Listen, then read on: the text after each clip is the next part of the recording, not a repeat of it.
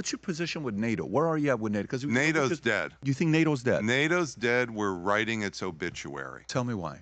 So first thing people need to know about NATO is it's not just a political alliance. It is a political alliance where leaders get together and we have Brussels and so forth, but it's more. We have a thing that your listeners will hear called Article 5. Okay, we decide we're going to fight together in a war. Much more than that. Article 5 says that when you agree with Article 5, there will be an, quote, integrated command structure. What does integrated command structure mean? An American general runs the militaries of all the other NATO countries. Like World War II with Eisenhower, 5-star general. So just pause for see, notice how this changes your thinking. So Article 5 is not just, oh, now we're going to fight together and then sort out the command lines of authority. No. Article 5 is, once we agree, and we've only done this with Afghanistan. That's the one time we've done Article 5. It means that an American general, now we could second it. We can make a decision, just so you know, that let another general do it. But it would be, the idea was American general is going to make the key decisions and sort out the roles and missions for everybody.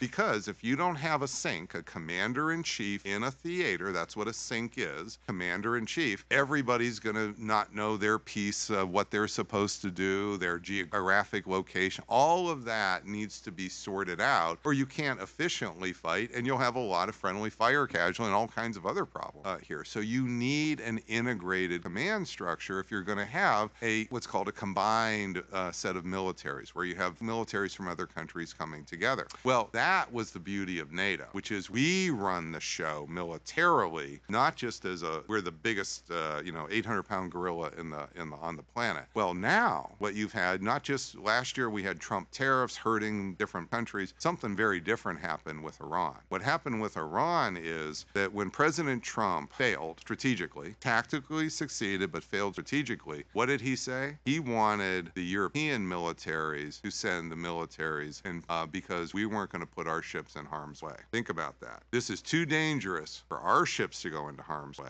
And what he said is he wanted them to put their ships in harm's way. Once you did that, I think there is no way that any European political leader or military leader is going to essentially follow orders under Article 5 by General Kane. So what Article 5 would mean, again, that is an American commanders who are going to be running the show, essentially, here. And what happened with this war is we've shown that by the lack of strategy, by the disastrous way this has unfolded, and then on top of all that, Patrick, for President Trump to say, we want you to throw your bodies in front of our bodies, this isn't going to work.